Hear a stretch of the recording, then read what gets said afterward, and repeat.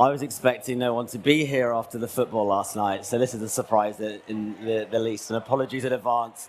My voice is actually a bit higher than this normally, but I was screaming a lot last night after a few too many beers. But as Tom said, my name is AJ. I head up marketing at Klarna here in the UK, and today I'm talking to you about trust, transparency, and bullshit, sharing some experiences from Klarna and how we've been successfully building trust in a world of slander. So it's no surprise we've been living through a pandemic for the last 2 years, but there has been another pandemic facing society for over a decade now, and that's the post-truth pandemic. And really that's manifested really strongly in the world of politics, and post-truth politics being a really popular buzzword, and really the reason for a lot of unprecedented events and experiences we've seen in both the UK, the US, and globally in recent times. And what does that mean? Really, it's key figures, stakeholders, and influential people disregarding truth, disregarding data, disregarding reality to serve their own agenda and to sway society for their own gains. And I think this quote sums that up pretty spectacularly. But it's safe to say that we in the UK are pretty savvy to that. 70% of respondents from the UK in the YouGov study in 2019 said they don't know, or they're concerned about what is fake and what is real on the internet. And I guess whilst it's great that we're savvy, the fact that we don't know is a problem. And really, that problem has led to a huge decrease in trust in establishment. And some data from last year on government and news organizations dramatically decreases in trust, showing that lack of trust. But also, what's their agenda? What's the news they're giving me? Are they being paid for their own gains? And really that sort of ties in quite nicely to sort of two posts. One's post-truth, and the other being post-trust. And long gone is that world we lived in, or I should say generations previous lived in, where you built your trustworthy relationship with your bank manager in your local branch, or with your utilities provider, or with, to a certain extent, your grocer. And fierce competition has really eroded that. And the freedom of information that's so widely available on the internet, whether it be about brand, company, product, has really led to this fierce competition amongst lots of brands and companies in the I guess, the battle for trust. And why is that? I mean, trust equals spending power. 81% say trust impacts purchase decisions. Only a third of consumers that responded say that they trust the brands they're currently buying, which is fraught for disruption. Maybe a hangover from 2008, but trust in banks, 66% of Britons in the UK, adults in the UK, saying they don't trust their bank to operate in society's best interest. And for tech, this might be sort of to do with data privacy, but 39% believing tech companies will put profits over people's welfare. So this leads us quite nicely into the Klarna problem that we've been facing for the last 18 months. And for most marketeers, I think you're focused on building awareness, driving penetration, increasing your customer base. I mean, for Klarna, I'm delighted to say we have over 15 million UK consumers, making us the same size as Netflix and HSBC. So building awareness isn't a problem for us. But trust at the same time has been in steep decline, which is something we needed to fix. And why is trust in steep decline? Here's just a barrage of tweets, of Reddit threads, of headlines about our brand that have been in, delighted to say, less so this year, but certainly last year. We have quite a peculiar pink brand, and we do have very different products that the fintech world is used to, has resulted in some, to a certain extent, sloppy clickbait journalism and Reddit threads turning into fact. And that really nestles us into, I guess, the Klarna problem. So if trust in banks and tech companies is at an all-time low, we are a fintech, and truth is sort of up for debate. We live in a world where a 240-character tweet becomes gospel fact overnight. And for us at Klarna, that's led to payday lender in disguise, profiting from young, vulnerable people, the face for millennial debt. And the reality is, that's all lies. We at Klarna have a very different type of credit product and offering. We don't make any money from consumers. We actually believe that a consumer should never pay more than the price of the product. Businesses pay for the credit, not ourselves. At the same time, the vulnerable consumer, our average age user in the UK is 35. The average monthly order of any user is £40 a month. Compare that to credit cards, it's £1,500. And then on top of that, our fastest growing age is over 50s. So we know that to be true, and I can say that to you all here, very confidently, but the media doesn't believe it, and people that don't use our products don't believe it. So we needed to change the narrative. And for some companies, they may say, it's behind a paywall, no one pays a subscription on the Telegraph or the Times, or we're influenced because we've got Google News set up for our brand, so we're in this influenced state, and actually the problem's not that big. But for us at Klarna, it really is about leaning into the problem, wielding the truth being the greatest weapon in your artillery, and doing it with, I guess, frank and a powerful nature, and when needed, calling bullshit. So what does leaning into the problem mean? I think you only have to watch Andrew Marr at the weekend to see politicians literally dodging left, right, not answering a question, to realize that avoidance doesn't necessarily lead to clarity and trust, right? So avoidance suggests you've got something to hide. So for us at Klarna, it's very much about leaning in, and that might mean apologizing at times because we don't always get it right, but doing that in a timely manner and doing it with, I guess, transparency and clarity. And there's no better example than that, than this campaign from, reactive posts from KFC a few years ago. Never in my wildest dreams would you imagine a fast food chicken restaurant would run out of chicken, but they did. And whilst typically there's no real silver bullet to fixing a trust problem, this sort of was a silver bullet. They used their distinctive assets, they swore, and they apologized. And overnight, they turned hate into love. For us at Klarna, the problems are a bit trickier than that, so it took a slightly different tact. But if you cast your minds back to when I was saying 240-character tweets can become gospel facts overnight, in the UK at Klarna, that's led to sort of 8 very common misconceptions about our brand. And so we decided to really set the record straight and allow people to discover the truth. I should also say that we have 15 million loyal customers. They trust us. They don't have these problems or these misconceptions. So the creative approach really needed to not introduce a negative point to them, but actually provide something that would allow them to enjoy, whilst also, for the haters, giving them something to really interact with and discover and change. And we call that Discover the Truth. So I think I'm going to play a video now, if it works.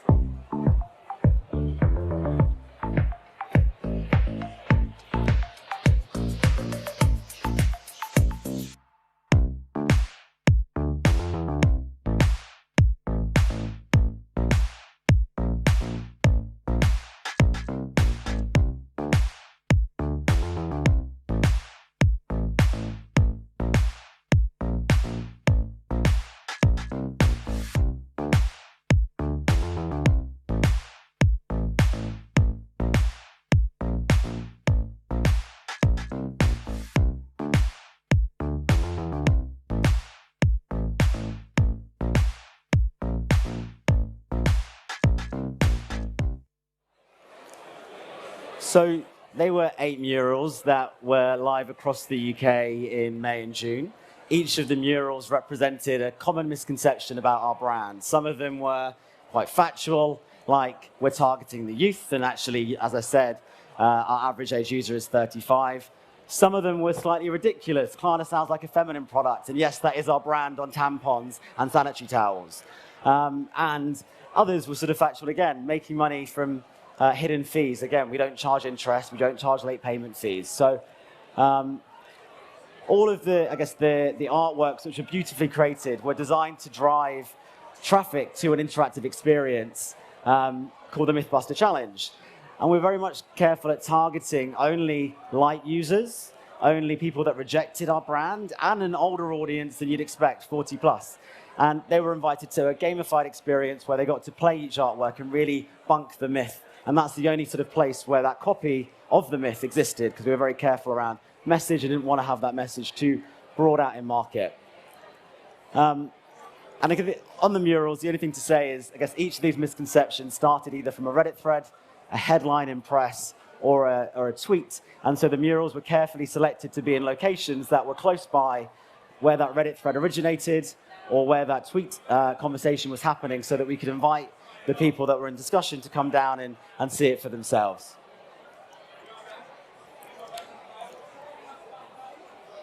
So the second, I guess, weapon that we've been using at Klarna is truth. And as I said, it's the greatest artillery in anyone's trust house when you're looking to try and build trust with consumers. Now, there is a sort of a fine art to it, because there's a famous, very old saying, the lady doth protest too much. So you don't want to be seen to be too much on the defense and always battling. But there is a time, there is a place, and there is an art and craft to doing it. And for us, we've integrated truth into our always on. So you might see a very random edge case in a newspaper that says, Klarna charged me X amount in interest rate and fees. We know it's lies, but to go out and say that about a consumer is not really a smart thing to do. But putting out content that's around how we actually make money is a good result for that. And that was our strongest performing content in the last 12 months. In addition to that, using the voice of the consumer. So we have 50 million very loyal customers in the UK that are very happy to champion. And in actual fact, they talk about our products better than any copywriter internally or any of our agency partners does. And so giving them the voice and giving them the power to sort of stand up and share their truth is a really strong tactic that we've adopted at Klarna as well. So thirdly is do it frankly and powerfully. And maybe I'm biased, but I don't think there is any better cultural commentator in the UK or globally at the moment than Jamila Jamil. She is not only fierce, smart, but she calls bullshit. She yields her truth. She's unafraid and unashamed, and she's unapologetic in her delivery. So I think at Klarna, we try and adopt a bit of an inner Jamila in what we do. And as such, she always has a very common enemy, whether it's her movement on body shaming, whether it's her current movement around the Olympics. So for us at Klarna, who's our enemy? Why is there these misconceptions about our brand in media? Well, we're building a credit model that is interest-free and doesn't charge consumers. We're threatening one of the oldest establishments in history who are making money in interest rates from consumers and overdraft fees, the old banks. Actually, last year alone, the big banks made £5.7 billion in interest rates from UK consumers. I'm talking for 20 minutes. That equates to £200,000 out of our pockets into their profits. At the same time, Klarna and Buy Now Pay Later helped save £76 million in what would have been interest rates and profits for the bank. So they've got a vested interest in this model not working. So with a very clear enemy and some very clear data to support it, we took that message to the country and launched the largest projection in UK history, 76 sites for every £1 million saved. And this is County Hall, but really celebrating the data. And I think one of our taxis is somewhere down there as well, celebrating those facts as well. I have to say, London Eye is sponsored by lastminute.com, who are already pink, so that just worked out in our favor. Again, iconic sites, but always going back to that stats, and actually 14 million there, we're now 15 million consumers since last month. But 5.7 million saved, spent, 76 million saved, and 14 million smart shoppers. Thank you. And really challenging that misconception that people are idiots. Actually, no, they're not. They are adopting new technology and defining a new way to shop, bank, and pay. Take the message to where it matters most, outside the banks. We project it on the banks as well. And also be contextually relevant in what you say. So 5.7 million paid last year. That doesn't sit well with us either. And again, repeat, repeat, repeat. Pay interest and fees? No thanks, old banks. So to sum up, there is no silver bullet to fixing trust. However, at Klarna, we have something that's working for us at the moment, and hopefully that is a good lesson for anyone here that's listening. Our brand is obviously very different to many others, so we are a bit more obscure and quirky, and we'll have feminine hygiene products in artwork. But if you could do one thing, just embrace your inner Jamelia Jamil. That's a wrap. Thank you.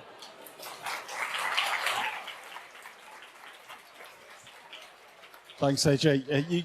You got a whoop there. Ah. You got a whoop at a marketing conference. Some of my team are here, so the team. There you go. That's your pay rise sorted. Kiss ass. I don't know, whatever.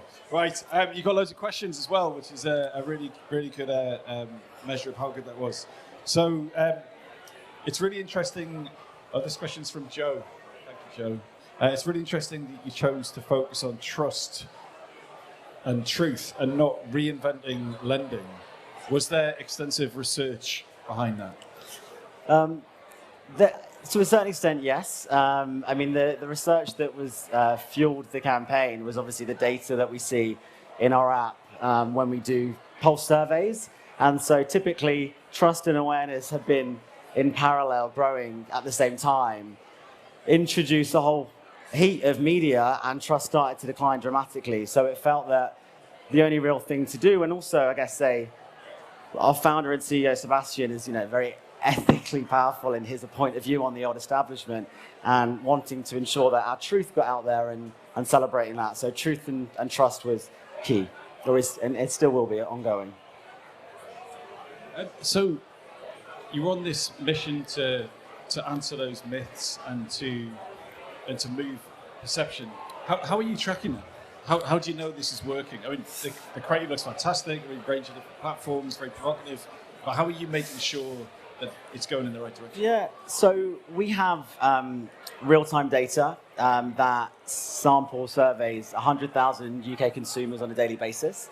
And it's a set of questions online and ages 18 to 74.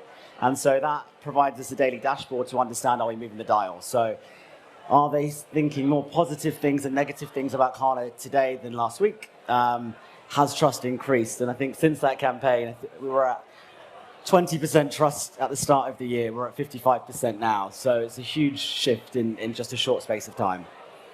And I was really taken aback by the use of a mural and a QR code. It seems like some agency fantasy from 10 years ago that would ever happen. What was the insight that made you think, yeah, it has to be outdoor, it has to use that QR technology?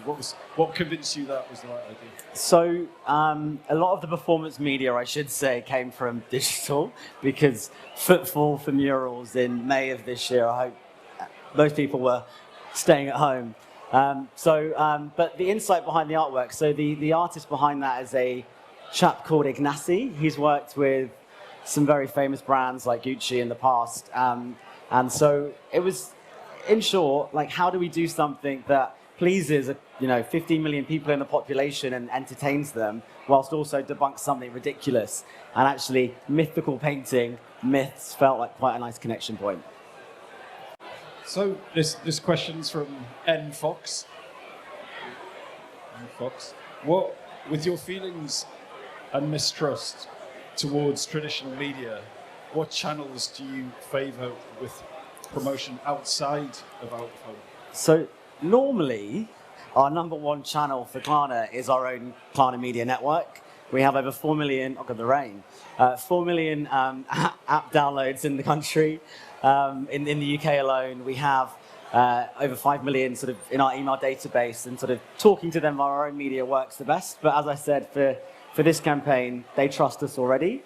So it was very important for us to, I guess, use media tactics and outdoor, really, because it felt like a way to have an impact and a presence and be discovered than other means. Outside of that, just traditional digital, so social, Facebook, Instagram, YouTube, etc. So you've got some amazing questions. I don't know if they're all from your team, but anyway, thank you, Keith. Keith's not in my team, no. Jesus, I want to hire Keith. So anyway, we're all going to stay here and talk to you for another hour while the race ups. No, not really. Okay, so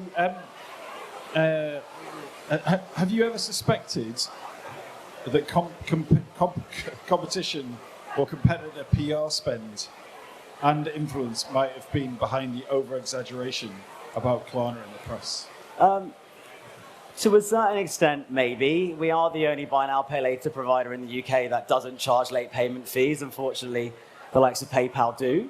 That being said, I think we are in the UK the category leader. So it would be a bit weird for a buy now, pay later provider to harm the category. That being said, I think the point on banks and threatening their revenue models, maybe PR or behind the scenes with policy. Is probably a hypothesis that we have working internally that's been working against us before now. AJ, thank you so much for a brilliant presentation. Thank you. Round of applause for AJ, everyone. Thank you.